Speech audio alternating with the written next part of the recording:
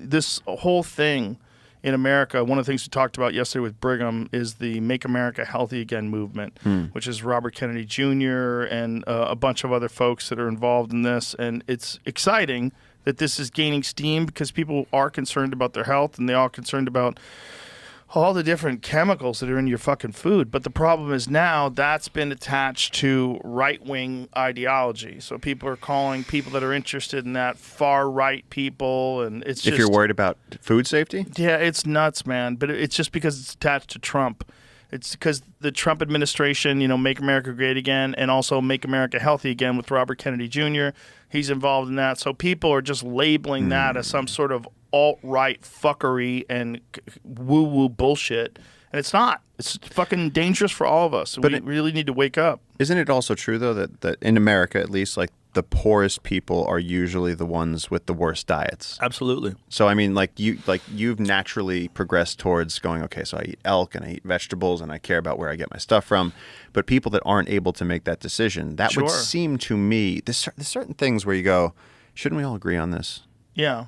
Food safety. Shouldn't we just all agree with this? I don't understand. It shouldn't be political at all. How that becomes political. When it comes to nature conservation, I never understood how that, I'm like, we need clean things rivers. Can be solved. And this is what's fucked. It's like we have so much money to solve other countries' problems and we don't have any money to solve our own health problems.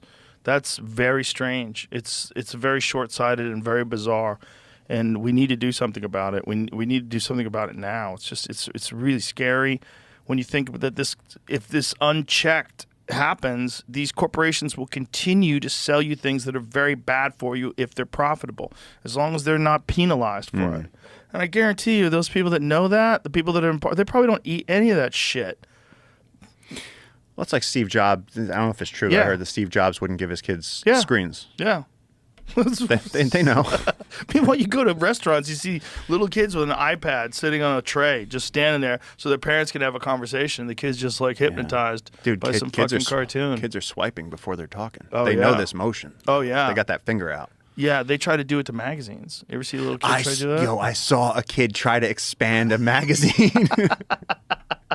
I think I did that once. I was just hanging out with a baby, and I was like, look at this picture. And I was showing him a book, and he put his hands on it, and he went, wah, and I was like, nah, it doesn't work like that. I think I almost did that once. I think I looked at a magazine, and I brought my hand up. What the fuck are you doing? Yeah. My thing is, the worst thing that I've done recently is I start doing activities without my phone on me. And I went for a run, and I saw something cool, and I was like, oh, I need to take a picture of that. And I was like, how? The idea that I couldn't take a picture of something had become something that I forgot about. Right. I take a picture of everything. I probably take 400 pictures a day. I'm like, I like that logo. Bang. I like that street. Bang. Like, it's cool to be able to do it, but now we're also inundated with images all over the world. Yeah. And a lot of them are horrific events, which is the things that people are trying to capture the most. So it's like every day, like what's going on today? Like there's right now, Iran is bombing Israel. So there's missiles. Do you know about this? Nope. It's fucking terrifying, dude. It's on like Donkey Kong right now. See if you can get some of the footage. Iran is launching hundreds of missiles at Israel. And there was a mass shooting, some sort of a terror attack in Tel Aviv today as well. So there's some sort of coordinated attack on Israel. Obviously, Israel just did that stuff with Hezbollah where they blew up the pagers and blew up walkie-talkies and killed a bunch of people and then shot a bunch of bombs into Lebanon, and it's all getting very, very scary. It's all ramping up in a fucking terrifying way. But this video, it also shows that the Iron Dome, Israel's famous missile defense system, it doesn't seem to be catching all of them. I mean, if you have enough launched your way at the same time, some of them are going to sneak through. So this is what it looks like right now. It's fucking crazy. These are all missiles, man, flying at Israel. Jeez. Yeah, it's fucking terrifying. And the Iron Dome, this isn't even the best video. The video that I was seeing was them impacting. And the Iron Dome is basically a system to shoot them out of the sky? Yes. So this is where you see the Iron Dome is working. So when they blow up, that's the Iron Dome. So what it is they find the trajectory of these missiles, the ones that are going to open area, they let them slip through because it's not going to harm anything. And then like those are hitting down. but the ones that are going into the city area, they shoot down. And, I don't know how many missiles they have to do this. I mean, you'd have to have fucking thousands on standby. Because if they just launch enough at you, you're not going to have enough missiles. It's like... They launched 180 ballistic missiles. Wow. You imagine being in a city and you see 180 missiles coming at you? I don't know how people live continuously in areas where there's war zones. Like I know, like my friend Matt Gutman from ABC News, like he works there and I've seen him running through the streets and doing that hard-hitting stuff. But there's also just people getting their groceries. Yeah. And they're like, yeah, man, this happens every day. Like I have friends that live in Israel. Human beings are very adaptable, unfortunately. Well, fortunately, because that's why we're still here. Yeah. But unfortunately, we get accustomed to some pretty horrific conditions, and that's what people are accustomed to. I mean, imagine living in Gaza. Imagine that. You were living in a place where literally a year ago today, it was fine.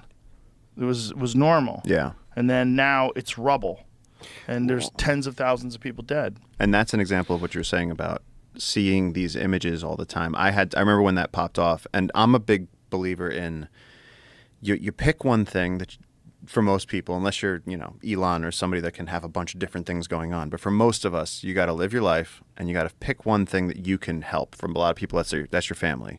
For me, I've dedicated myself to protecting the Amazon. When it comes to everything else, like when I start opening my phone, I remember this. I was at my friend's house and it was 7 o'clock in the morning and I opened my phone and it was a picture of a guy lifting his dead baby with a crushed skull. And I threw my phone across the room, and it ruined my whole day. And it's absolutely horrific. And I have become a person that really shields myself from a lot of what's going on because of the hysteria levels right now. Yeah. I don't think like even World War II times, like, okay, Pearl Harbor just hit off, and people are like, wow, this is crazy.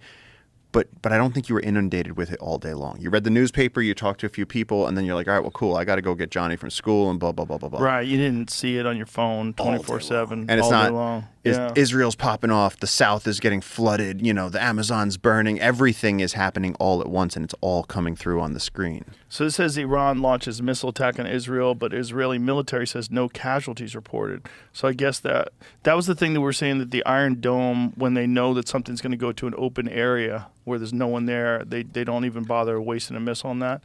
A U.S. defense official said the United States intercepted some of the missiles to help defend Israel. So we're over there too doing that. The IDF is doing and will do everything necessary to protect the civilians of the state of Israel. The Israeli military said in a statement warning people in the country to stay in shelters. The explosions you hear originate from interceptions or falls of missiles. The air defense system detects and intercepts threats all the time. So what happened in Tel Aviv today, Jamie? There was some sort of mass shooting in Tel Aviv that coincided with this, which is really scary. It's like what they experienced on October 7th. Okay, fucking ads. At least 8 dead in suspected terror attack shooting in Tel Aviv.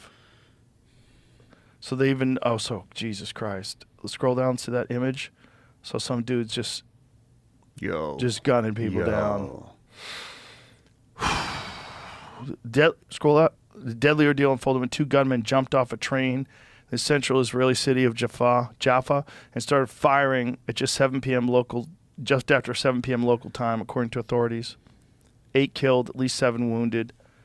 And, a lot of people, look at that guy's dead right there. A lot of people there are armed too, which is fucking crazy. Civilians? Yeah. Just walking around just in case. Hot girls in Israel, like you can see them at a coffee shop with with an AR hanging off a rifle sling. Yeah. There's like a bunch of videos of them because many of these people, you have mandatory military service in Israel. Yeah, that I know. So all the civilians have to. There's no civilians. Like everyone is at least a former soldier. Well, you got to be ready, right? Yeah, you have to be. If I saw shit like that in the hot sky, girls walking on the street with machine guns. Hot girls with machine guns. How nuts! But that's just the world they live in. It's Look at them; they're just hanging out. Yep. There's a baby. Right. I mean, look, she has like cute shoes on. It's like at any moment it could pop off, and so they don't fuck around. They just stay strapped. They don't just stay strapped. They stay strapped with fucking weapons of war. Those are no Yeah, those joke. are no joke. That ain't a 6-shooter. No, she's got a gigantic magazine. She's probably got spare magazines. Yeah, and she probably knows how to shoot it. I was gonna say, she was in the do you military. think she know how to use it? Yeah. So it's men and women. Men Yeah, sword yeah. service. Yeah, women have to join the Israeli military as well.